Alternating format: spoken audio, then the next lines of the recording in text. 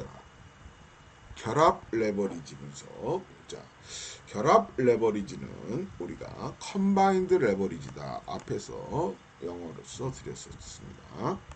컴바인드 레버리지다 이렇게 부르는데, 컴바인드 레버리지, 영업 레버리지와 재무 레버리지가 동시에 존재함으로써 매출액의 변화율에 대해서 주당순이익의 변화율이 더 커지게 되는 현상이다.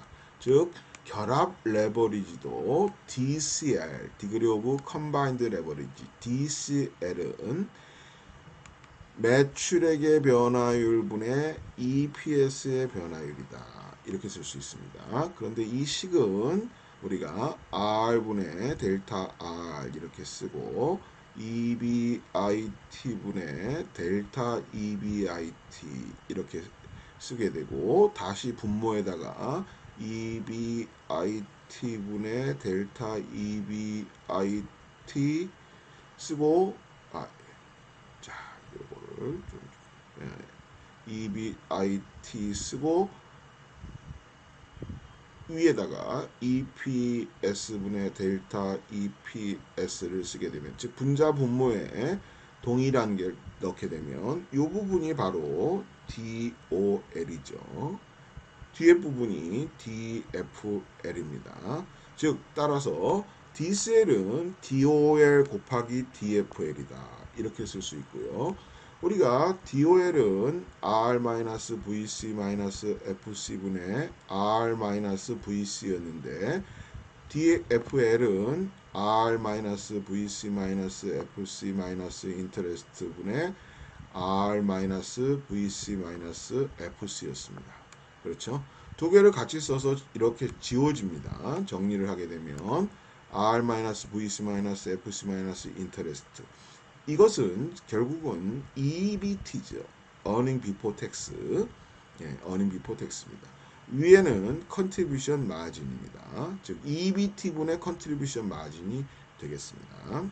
식을 정리하면 다양한 형태로 변화를 가져갈 수 있겠습니다. 예. 이것은 EBIT- 분의 컨트리뷰션 마진 이렇게 쓸 수도 있죠. 그렇죠? 예. 자, 고정 영업 비용. 그래서 따라서 여기서 결합 레버리지는 고정 영업 비용이 커지거나 인터레스트가 커지게 되면 분모 전체가 작아지게 되고, 분모 전체가 작아진다는 얘기는 결합 레버리지도가 커지게 되겠습니다. 즉 고정 영업 비용이 커지고 고정 재무 비용이 커지고, 그러면 결합 레버리지도도 커지게 되더라. 이렇게 볼 수 있겠습니다.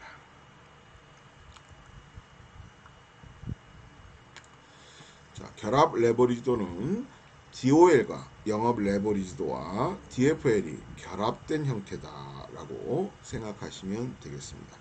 매출액의 변화율에 대해서 주당순이익의 변화율이 더 커지게 되는 현상이다. 이것을 앞에서 우리가 이렇게 얘기를 했었습니다. 여기서 보시면 매출액의 변화율에 대해서 영업이익의 변화율 DOL, 영업이익의 변화율에 대해서 주당순이익의 변화율 DFL, 매출액의 변화율에 대해서 주당순이익의 변화율 DCL, 이렇게 정리가 될 수 있겠다. 자, 여기서는 아까 앞에서 얘기했다시피 감가상각비 같은 건 다 포함되는 개념입니다. 여기에서는 현금 흐름을 보는 것은 아닙니다. 주의하시기 바라겠습니다.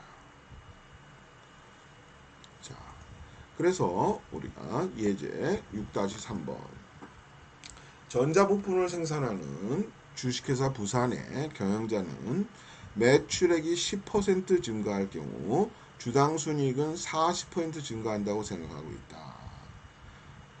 자, 매출액이 10% 변한다. 매출액의 변화율이죠. 예, 주당순이익의 변화율은 40%. 그러면 DCL은 4.0이 되게 되고요. 이 회사의 DFL은 2.0이다. 그런데 DCL은 얘는 DOL 곱하기 DFL입니다. 예. DFL이 2.0이니까 DOL은 또 2.0이겠네요. 그렇습니다. 단위당 공원이익은 단위당 판매 가격 P-V다. 이렇게 얘기했었습니다. 단위당 공원이익이 500원이고 생산량이 1000개일 경우에 이 회사의 고정 영업비용은 얼마인가 했습니다. 우리가 앞에서 얘기를 했었습니다. P-V 곱하기 Q-FC P-V 곱하기 Q 이렇게 했었는데 여기서 얘가 500원이라고 그랬습니다. 500원 곱하기 1000개 마이너스 FC분의 500 곱하기 1000 이렇게 된다는 얘기죠. 이게 2.0이다. 이런 얘기고요. 따라서 FC를 계산하게 되면 50만원입니다. 50만원. 밑에 50만원에서 25만원이 차감되어 25만원이 되겠죠. 그래서 2.0 FC는 25만원 이렇게 계산이 되겠다. 예제 6-3번을 한번 살펴봤습니다.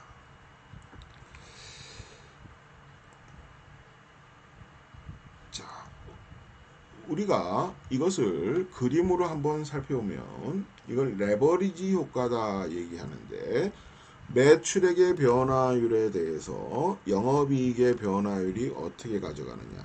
이 지렛대가 매출액의 변화율에 더 가깝게 되면 지렛대가 더 커지겠죠. 이렇게. 그러면 영업이익의 변화율 폭이 더 커지겠습니다. 고정 영업비용이 굉장히 크다 그러면 이쪽으로 왼쪽으로 가게 되겠고 지렛대가 고정 영업비용이 적다 그러면 오른쪽으로 가겠습니다. 그래서 매출액의 변화율에 대해서 영업이익의 변화율이 그렇게 크지 않을 수가 있고요.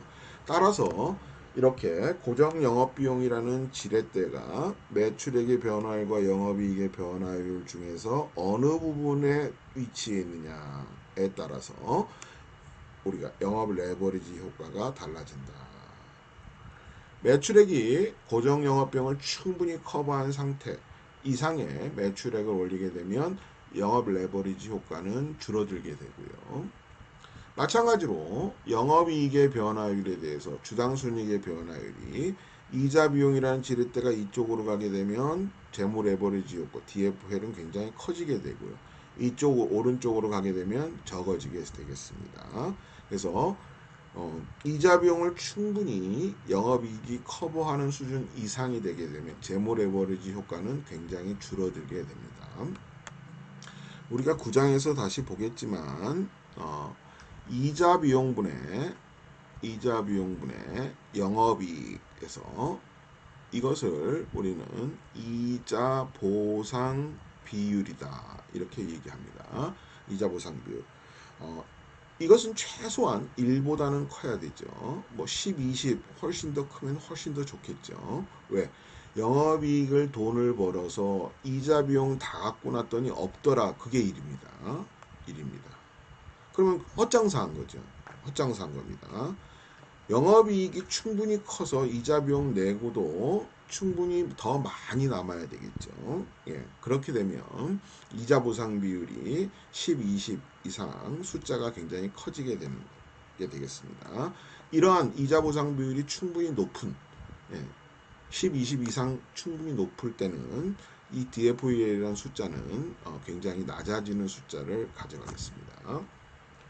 영업 레버리지 효과와 재무 레버리지 효과를 결합해서 결합 레버리지도 이 지렛대를 이제 매출액의 변화율과 주당순이익의 변화율 지렛대를 전체로 두 개를 묶어 가지고 어디에 있느냐 여기에 있느냐 여기에 있느냐 여기에 있느냐 이런 식으로 이제 보는 것이 결합 레버리지 효과입니다. 그래서 우리가 레버리지 효과라고 얘기를 하면 이것을 지렛대 효과다 이렇게 부르기도 합니다. 지렛대 한국말로는 지렛대 효과다 이렇게 부르기도 합니다.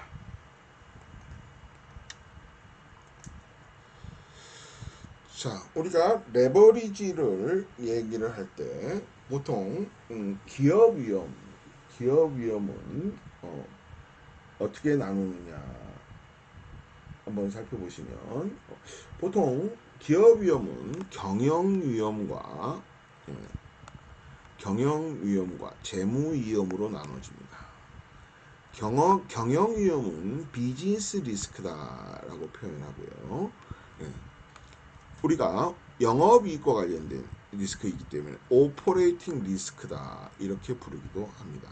경영 위험은 경제 환경의 변화에 따라서 예상 밖으로 영업이익이 줄어들 수 있는 가능성을 의미한다. 우리가 코로나 위기에 상대적으로 특정 기업과 같은 경우에는 이렇게 매출액이 10% 감소했는데 영업이익은 50% 100% 감소하는 경우들이 있었습니다. 영업이익은 뭐 50% 감소, 뭐 70% 감소 이렇게 매출액의 감소분이 영업이익의 감소에 막대한 영향을 미치는 기업들이 코로나 위기 때 많이 있었습니다. 그러한 기업들 같은 경우에는 아까 앞에서 봤던 디그리 오브 오퍼레이팅 레버리지가 5나 7 정도 이상이 된다는 의미를 갖게 되겠고요. 이렇게 영업이익의 변화율이 매출액의 감소에 대해서 큰 이유는 아까 앞에서 봤던 고정 영업비용이 차지하는 포지션이 크기 때문에 그렇다라고 얘기를 해볼 수 있겠습니다. 그래서 코로나 위기 때 우리가 재무제표 2019년도, 20년도, 21년도 이런 재무제표들을 한번 살펴보면 이런 효과들이 많이 나타나는 기업들이 왕왕 있습니다. 그래서 경영위험이다. 그러면 여기 경제환경 변화, 코로나를 생각하시고 예상 밖으로 영업이익이 줄어들 수 있는 가능성, 이걸 경영위험이다. 영업위험이다. 이렇게 얘기한다. 이건 영업 레버리지도로 얘기해 볼 수 있다. 재무위험은 파이낸셜 리스크인데 자본 조달을 할 때 이자 비용이 발생시키는 부채를 전혀 사용하지 않으면 재무 레버리지도도 없습니다. 삼성전자 같은 경우에 삼성전자 이런 데가 무부채 기업을 표방합니다. 무부채 기업. 네, 무부채 기업. 부채가 완전히 없는 것은 아니고요. 다만 부채 중에서 유동부채와 비유동부채가 있는데 유동부채는 어쩔 수 없이 외상장사를 하기 때문에 어쩔 수 없이 발생을 하죠. 비유동부채 중에서 퇴직급여 충당부채 같은 경우 퇴직급여 충당부채라는 게 있습니다. 그래서 퇴직금 미래의 직원들이 퇴직할 것에 대비해서 쌓아놓는 게 퇴직급여 충당부채인데 이런 것들은 어쩔 수 없이 있는 것이고요. 그런데 삼성전자 같은 경우에 사채라든가 장기 차입금 같은 것들이 거의 없습니다. 거의 없다. 이런 것들이.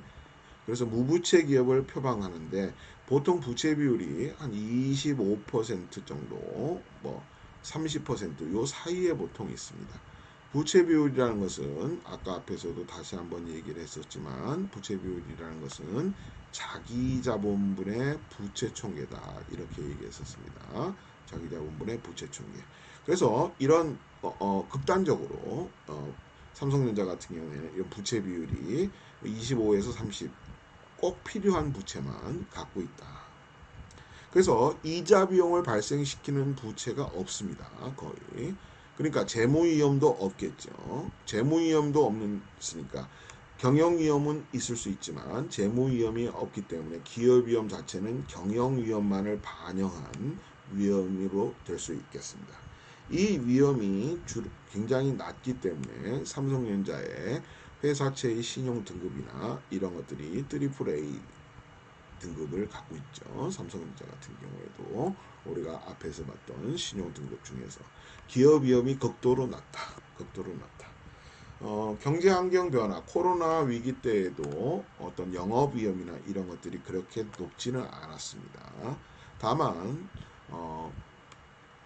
우리나라 인텔이나 뭐 그다음에 TSMC나 이런 데에 비해서 상대적으로 삼성전자의 주가가 좀 저평가되어 있는 것은 맞습니다. 그런 것들은 한번 TSMC의 재무제표나 이런 것들을 한번 보시면 여러분들이 이 주가에 대비해서 굉장히 낮다라는 걸 이해할 수 있을 겁니다. 6장 레버리지와 자본 비용 중에서 2절 자본 비용에 대해서 보도록 하겠습니다. 자, 자본 비용이라고 하면 앞에서 계속 자본 비용, 자본에 대한 대가다라고 얘기를 했었습니다. 그래서 자본에 대한 대가, 코스트는 원가라고도 번역하고 비용이라고도 번역을 하는데 우리가 보통 비용으로 번역을 많이 합니다. 그래서 자본 비용이다. 자본에 대한 원가, 자본에 대한 대가다라고 얘기할 수 있습니다. 즉 주식회사가 자본을 조달하는데 자기 자본과 타인 자본, 부채, 자기 자본은 주식이고요. 타인 자본은 부채로 조달합니다. 이렇게 자기 자본과 타인 자본을 조달한 대가로 자본 제공자, 주주나 채권자에게 지급하는 비용을 자본 비용이다라고 얘기합니다. 그래서 자기 자본은 주식에 대한 것이고 타인 자본은 부채에 대한 것인데 자기 자본 중에도 주식도 두 가지 보통주와 우선주로 나눠볼 수 있습니다. 그래서 보통주에 대한 자본비용, 우선주에 대한 자본비용, 부채에 대한 자본비용 이렇게 크게 한 세 가지 정도로 나눠볼 수 있겠습니다. 이런 자본비용은 주식 같은 경우에 기대 수익률, 우리 앞에서 주식의 기대 수익률이라고 배웠었고요. 또 주주들이 요구하는 요구 수익률, 채권자가 요구하는 요구 수익률, required rate of return에서 이렇게 요구 수익률 혹은 최저 필수 수익률, 또 환원율, capitalization rate, 디스카운트 레이트, 할인율, 또 허들 레이트, 장애율 등등 여러 가지 표현으로 쓰고 있습니다. 다 똑같은 자본에 대한 비용이다라고 생각하시면 되겠습니다. 이런 자본 비용은 우리가 투자한 같은 것들 평가를 할 때 투자한 평가의 기준이 되는 역할을 하게 됩니다.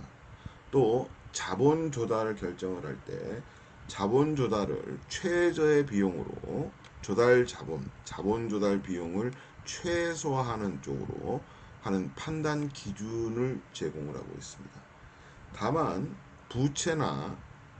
부채로 자금 조달을 하게 되면 앞에서 배웠던 재무 레버리지가 커짐에 의해서 보통 부채의 자본 조달 비용이 주식의 자본 조달 비용보다는 더 저렴한 것이 일반적입니다.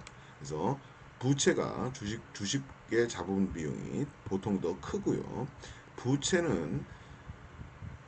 부채에 대한 자본 비용은 이자 비용으로서 세금, 법인세를 절감하는 효과가 있게 됩니다. 법인세 절감 효과가 있다.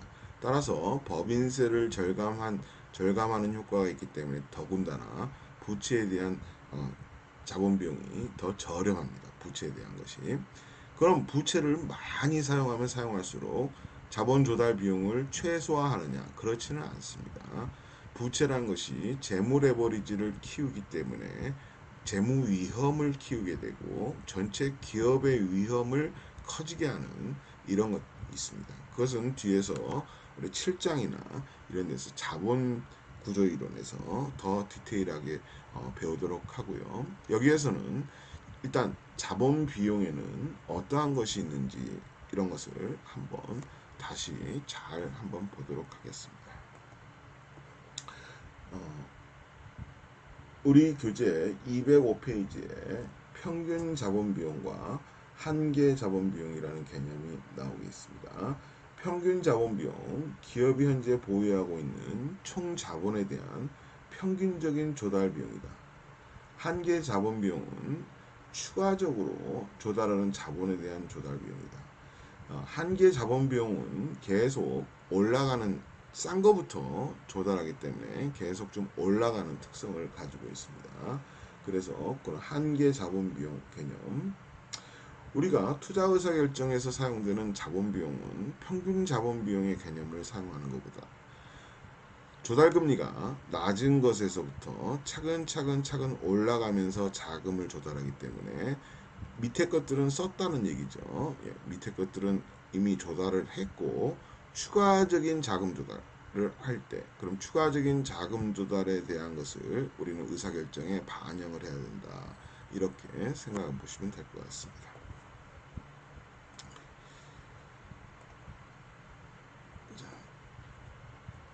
자본 비용은 원천별로 보통주의 자본 비용이 있고요. 부채와 우선주의 자본 비용이 있습니다. 보통주의 자본 비용은 앞에서 CAPM을 이용한 증권시장선 Security Market Line SML이다. SML을 이용한 RS는 RF 더하기 ERM-RF 베타라는 체계적 위험의 지표를 이용해서 보통주 자본 비용을 추정하는 것을 배우셨고요. 그 다음에는 항상 성장 모형을 이용하는 우리가 보통주 자본 비용의 추정 방법도 배웠었습니다.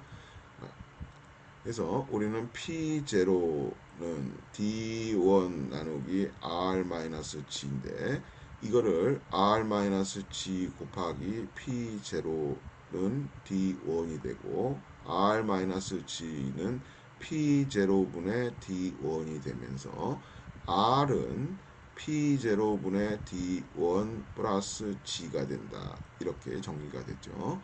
따라서 항상성장 모형의 식을 수정을 해서 R을 추정하는 방식으로 이렇게 추정이 됐습니다. 항상성장 모형을 이용한 보통 자본 비용의 추정 두 가지 것을 우리는 배웠습니다. 자, 그리고 우리가 부채에 대한 것, 우선주에 대한 것 한번 살펴보면, 자, 부채에 대한 것은 부채의 자본 비용은 사채의 보통 유통 수익률, 사채의 유통 수익률이라는 것은 만기 수익률을 역으로 보통 계산합니다.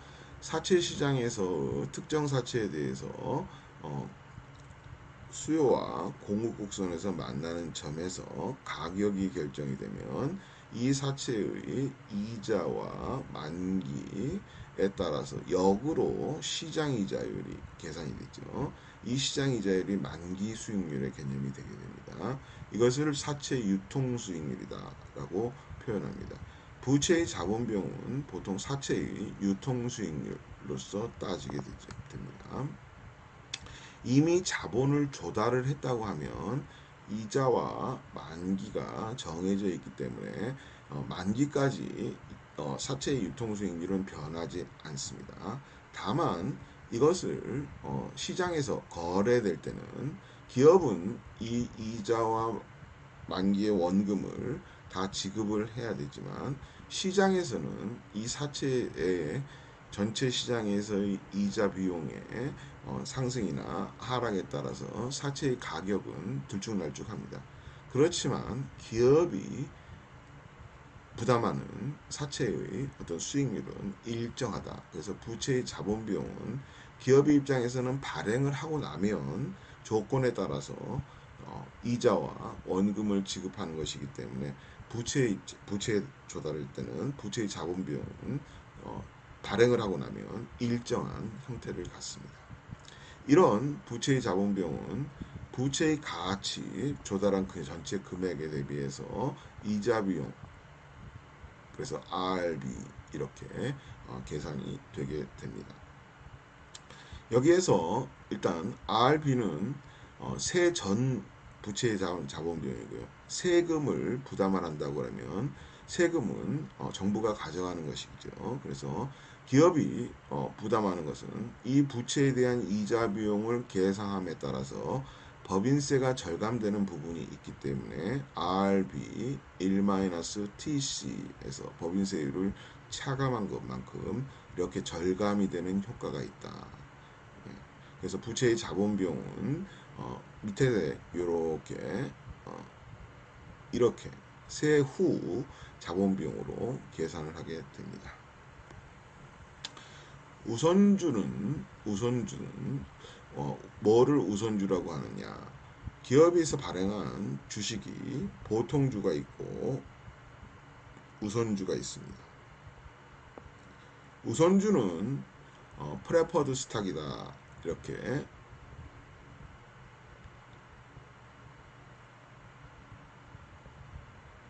프레퍼드 스탁 이렇게 보통 부르는데요. 우선권이 있습니다. 그래서 뭐에 대한 우선권이 있느냐? 일단은 배당을 우선적으로 받을 수 있는 배당에 대한 우선권이 있고요. 그 다음에 기업이 파산을 한다. 그러면 파산을 했을 때 자녀 재산을 배분하게 되는데 기업이 가지고 남겨져 있는 자녀 재산에 대한 분배 청구권이 우선하게 됩니다. 뭐에 대해서? 보통주에 대해서 더 우선하게 됩니다. 물론 우선주보다 채권자, 부채에 대한 자녀재산 분배 청구권이 더 우선하고요. 두 번째가 우선주, 세 번째 마지막으로 가져가는 것이 보통주입니다. 그런데 우선주는 또 열의에 있는 게 있습니다. 주주총회에서의 의사결정권, 주주총회 의사결정권이 없습니다. 우선주는 의사결정권이 존재하지 않는다. 보통주는 주주총회에서의 의사결정권이 있죠. 그래서 주주총회에서 이사를 선임한다든가 합병에 대한 의사결정이라든가 기타 등등 여러 가지 의사결정이 있으면 이런 의사결정에 대해서는 보통주 주주들은 의사결정권이 있지만 우선주 주주들은 의사결정권이 없다. 다만 우선주 주주들에게 이익에 침해하는 어떤 종류주주총회, 이익에 침해하는 사항들이 발생할 때는 종류주주총회라는 거, 우선주 주주들끼리 모인 주주총회를 할 수 있는데 이런 주주총회에서는 의사결정권이 있지만 일반적인 의사결정권, 일반적인 주주총회에서의 의사결정권은 우선주 주주들은 갖고 있지 않습니다. 프레퍼드 스탁에서 P로 이렇게 줄여서 쓰고요. 이 프레퍼드 스탁의 자본 비용은 우선주의 가격분의 우선주의 주당 배당금으로 이렇게 되게 됩니다. 환원율, 우선주는 보통 배당률이 최저 배당이 정해져 있는 경우가 많고요. 기업의 제1의 법인 정관이라는데 이렇게 우선주 주주들의 배당률이 정해져 있고 그 최저가 정해져 있고 추가로 또 더 받을 수도 있습니다. 하여튼 우선주의 자본 비용은 우선주의 가격분의 우선주의 주당 배당금으로 계산이 된다.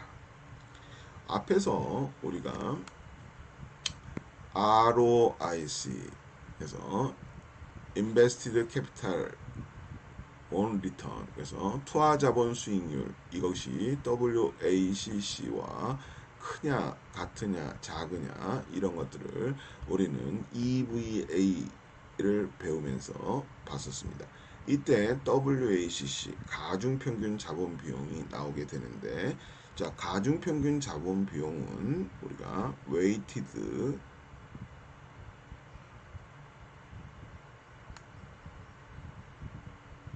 Average Cost of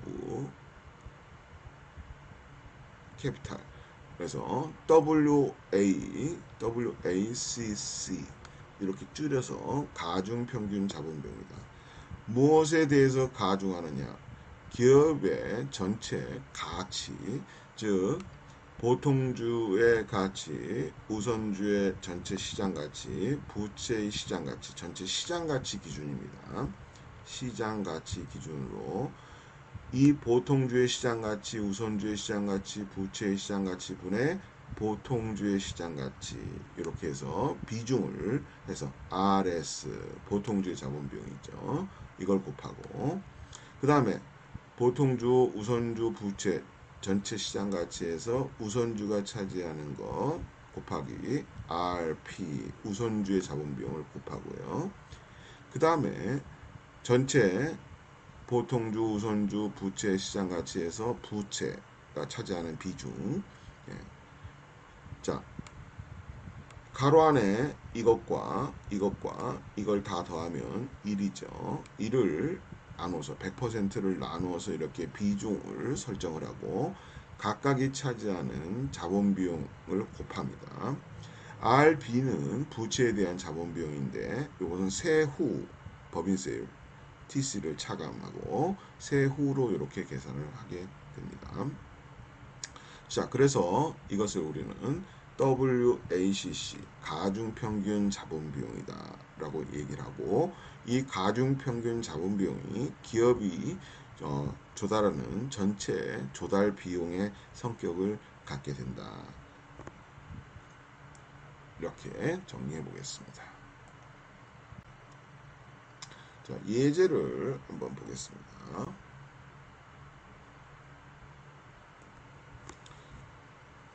자, 예제 6-4번 우리 교재 206페이지에 있습니다. CFM을 이용한 보통주 자본비용 추정 문제입니다. 주식회사 부산의 주식 베타는 보통주죠. 1.5이다. 무혐의자율은 6%이고 시장의 기대 수익률이 12%라면 주 부산의 보통주 자본비용은 얼마인가? 우리가 앞에서 배웠던 SML 증권시장선의 시그에 여기다가 그대로 집어넣으면 되죠. 무혐의자율은 6%, 시장의 기대 수익률은 12%, 6% 넣고 베타값, 체계적 위험의 지표인 베타값을 넣게 되면 15% 이렇게 나오는데, 이걸 보통주의 자본비용으로 이렇게 추정해 볼 수 있겠습니다. 자, 6-5번은 207페이지 하단부에 있는데, 일정 성장 배당 평가 모형에 의한 보통주 자본비용의 추정 문제입니다. 자, 주식회사 광주는 전년도 말 보통주에 대하여 주당 1,000원을 배당하였으며 배당금은 매년 5%씩 증가할 것으로 기대된다. 주당 1,000원을 배당하였으며 했으니까 이것은 D0입니다. D0. D0는 전년도 말에 이미 배당을 한 거고요. 이건 주주들의 호주머니에 들어가 있습니다. 이것은 따라서 우리는 D1으로 계산해야 되죠. D1. 자, D1은 자, D0 1,000원에다가 5% 성장한다 그랬으니까 1,000원 곱하기 1 플러스 0.05 하게 되고, 현재 주가는 2만원입니다. 그래서 2만원 이렇게 넣게 되면, 그리고 G 5%를 하게 되면 10.25%가 나오게 된다. 이렇게 보통주의 자본비용을 추정해 볼 수가 있다.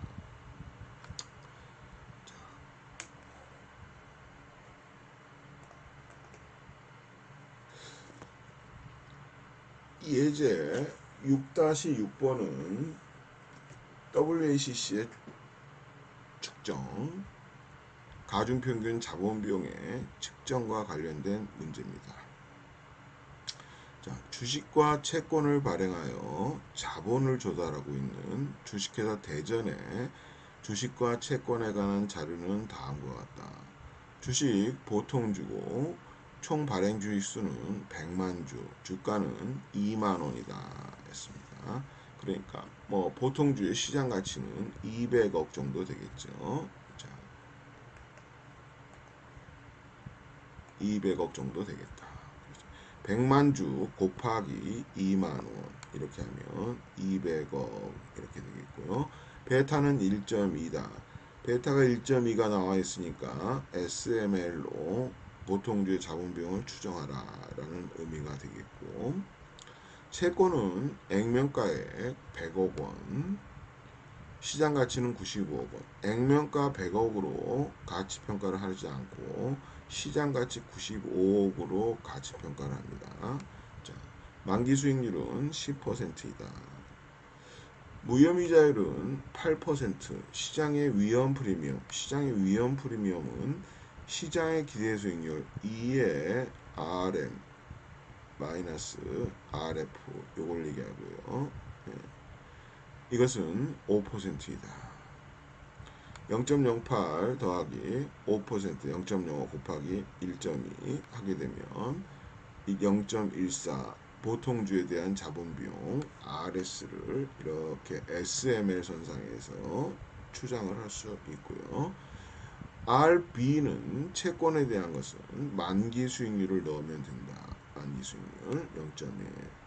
자, 자기 자본의 가치는 2만 주, 2만 원 곱하기 100만 주, 200억. 타인 자본의 가치, 채권의 시장 가치, 다 시장 가치 기준입니다. 95억 원. 200억 더하기 95억 분의 200억 곱하기 0.14 가중평균 자본비용 계산입니다. 200억 더하기 95억 분의 95억 곱하기 0.1 만기 수익률입니다. 곱하기 1-TC 법인세율입니다. 세후로 부채에 대한 건 항상 따져줍니다. 계산해보면 11.42%가 이렇게 나오게 되더라. 예, 이렇게 가중평균 자본비용을 추정하는 문제를 한번 봤습니다.